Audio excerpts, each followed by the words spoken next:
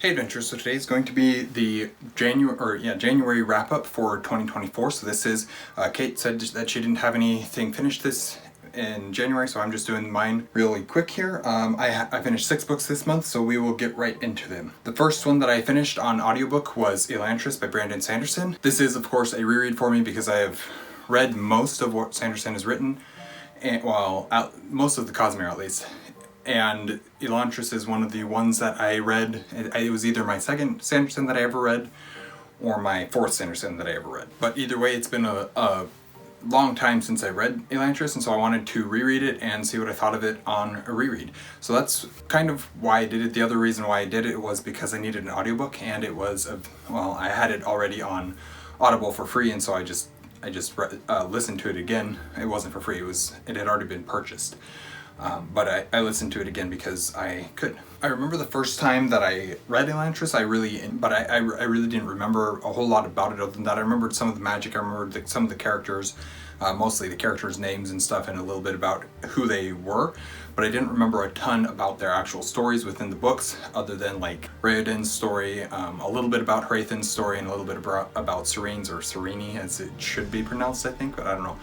Anyways, I remembered a little bit about their stories, but most of the surrounding stuff I didn't really remember that much about. I remembered, again, bits and pieces, scenes here and there, but I wanted to reread it and kind of put it into my own knowledge of the greater Cosmere as a whole, and then see how it all fit in, see how all the things tied together. And so I wanted to reread it. I did end up enjoying it quite a bit. I've always enjoyed Elantris, but on reread I realized this is actually way better than people give it credit for lots of the time, which a lot of people do say that same thing. There are some flaws to it. It's clearly Sanderson's first book, but I like a lot about it. The biggest flaws are the characters are kind of caricatures some of the times. For most of the characters they are anyways, but Raoden, specifically Galladon and Hrathen, aren't really caricatures, and which is good because those are kind of 3 of the main characters, Serene being the other main character. After this reread, I did find that I really enjoy it, and that it is, even with its flaws, I actually enjoy it a lot more than a lot of Sanderson's other stories that he has written. So I was happy to reread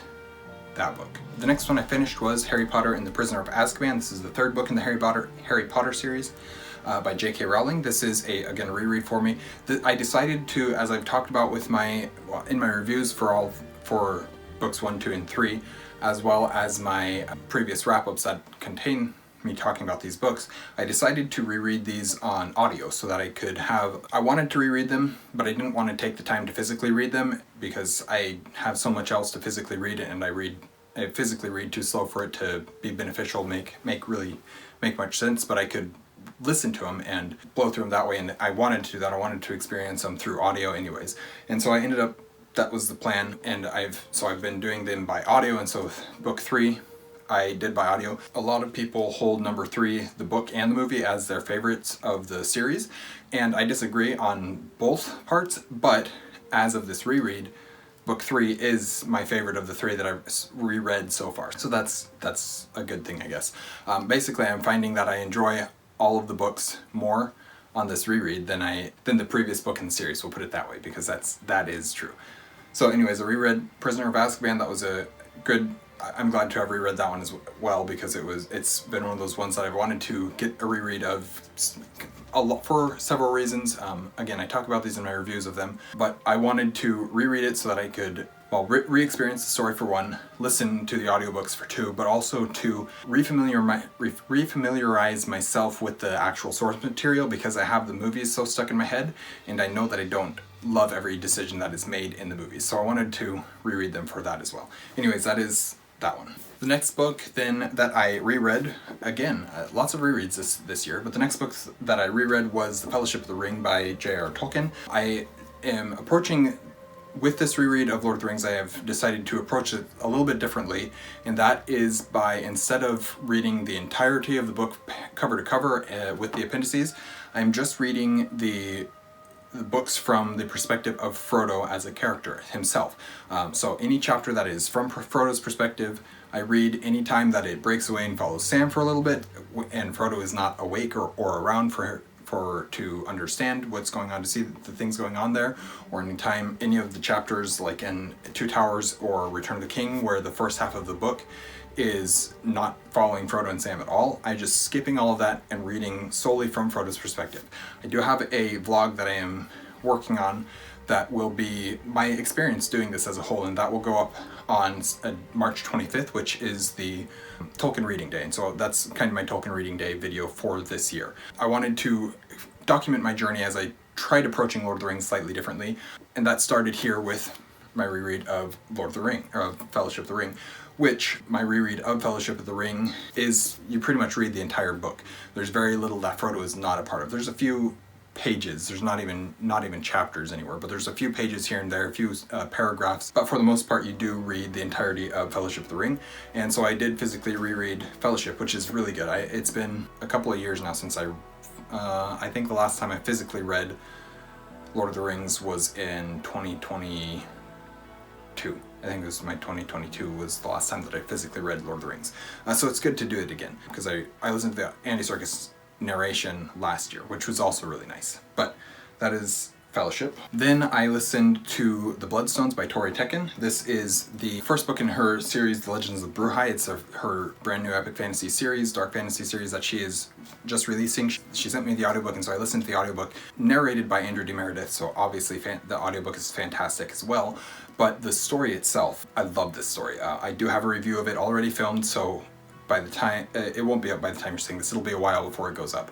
But I do have it already filmed. Definitely one of my favorite books of the year already, guaranteed. And maybe I should wait until I've read more books in the year, but for sure, this, I know that this is going to be one of my favorite books because it's just so good. Anyways, rather than talking more about that here, I recommend you go and watch my review that won't be up for a while. I don't know how long it's going to be. I do know, and this is a good time to mention it actually, that from March, starting in March, I will be doing one video a week, and I think those will be on Thursdays that they'll go up occasionally. March 25th, I already mentioned, we'll have a Tolkien Reading Day video, and that's a Monday, I believe. But for the most part, they will only go up on Thursday. I'll only do one video a week, and that'll be on Thursday. That's a good time to mention it. But because of that, it means that some of the reviews are going to take a while for me to get to, including Bloodstones, because that's a fairly recent one, and I've got eight reviews before that, so it'll be a couple months before I get to my review of Bloodstones video. Get that video out for you guys. That's what I'm trying to say. That then brings me to The Two Towers. I did my reread of The Two Towers as well, and most of Return of the King as well, although that will end up being, you know what, I will actually talk about it here as well, because I finished it day 2, February 2nd, I believe. So I will briefly talk about that as well. Reread of Two Towers, again, went fantastically. I basically skipped the first half of the book and skipped right to the Taming of Smeagol, and then went from there to, actually not even the last chapter, I went to the Stairs of Kirith. Oh no, I went to Shelob's Lair, and then the next chapter is The Choice of Master Samwise, which Frodo's asleep for, so I skipped that chapter. The experience of reading these books through Frodo's eyes was really cool. I talk more about it in that vlog that will go up on March 25th, so I recommend going and watching that instead of me rehashing all my thoughts here, because there's more thoughts in that. Anyways, really enjoyed my reread, as I always do, but really enjoyed approaching it differently than I ever have before. That was really fun for me. Also, love this book. I can't not enjoy it every time I read it, so absolutely fantastic. Yes, moving on. The last book in February that I finished, no, the last book in January that I finished on audio was another reread, and that was for Warbreaker by Brandon Sanderson. This is one that I was not planning on rereading anytime soon. A couple people started talking about it, and I realized, you know what, it's free on Audible, I might as well give it a listen. And so I did. I listened to the audiobook for it because I had time and I needed an audiobook, and it was available and it was free and all that kind of stuff like that I just mentioned. And I am glad that I reread this one, but in some ways I wish that I hadn't, because my enjoyment for it, or my rating for it, I guess, went down just a little bit. It's not, I think I probably had it at like a 4.5 the first time I read it, but this time it's down to like a 4. I enjoy a lot about this. I enjoy the opposite storylines that we're following, basically Ciri and Vivenna's storylines, as they are on an opposite trajectory. I love the character development that they go through, both of them in opposite directions, essentially is what it is. I like the world that's being set up. I love the magic system in this one.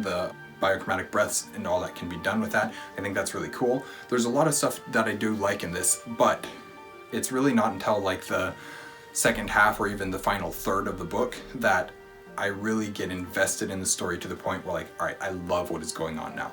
So it takes a while for me to get into this one. Because of that, it definitely does bring my enjoyment down a little bit. But other than that, I do really enjoy this book and I'm glad to have reread it.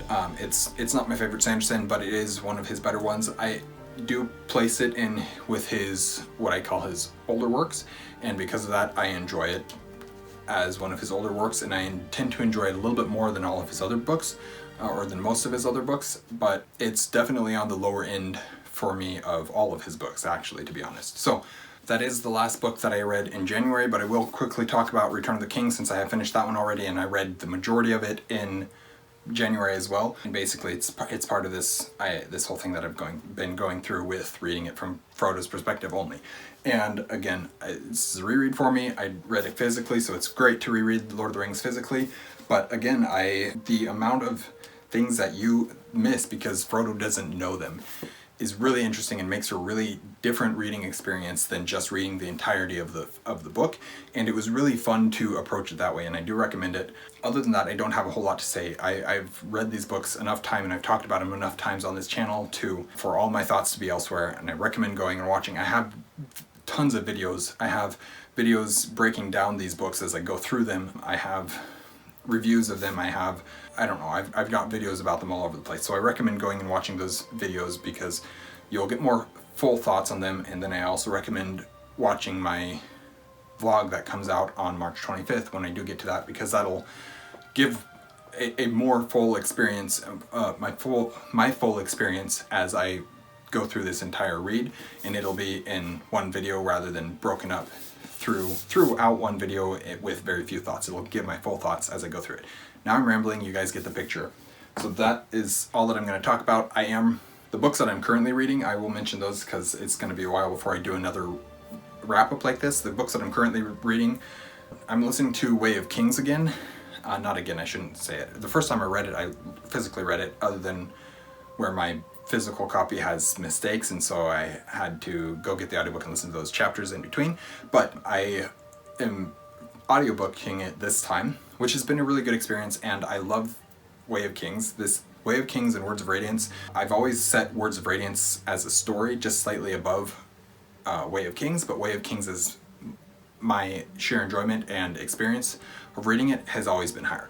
And again, I'm experiencing basically the same thing I did with Words of Radiance, or with Way of Kings the first time, where I read it and it was just floored by the world building, by the characters, by Kaladin's journey, by all the introductions, everything, the sprint and everything about it is just, I love the world in this first book, and just immersing myself into this world for the first time, essentially, is what it comes down to. And I'm doing that again, is what it feels like, by doing it on audio and by it being several years since I read the first book. So it's a really good experience and I'm enjoying it immensely. The other book that I am physically reading is The Buried Giant by Kazuo Ishiguro.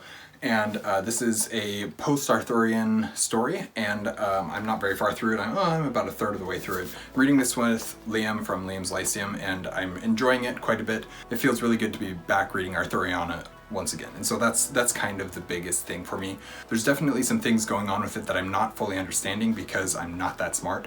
It feels like a smarter book than I am used to reading, but as I continue through the book, I think that I'll start picking it up and start understanding what is actually going on. So I am enjoying that one as well. So those are the books. Oh, I guess I should also mention, on ebook, I'm still working my way through the Advent of Winter anthology, and I've got just a couple of stories left in that one. So eventually I'll finish that one as well. But those are what I'm currently reading. This is kind of the last update you're going to get from me for a while, so I wanted to give you an update as to what I'm actually reading at this time. Thank you guys for watching an Erudite adventure. Please like, comment, and subscribe if you haven't already, and we will see you guys again soon. Stay warm.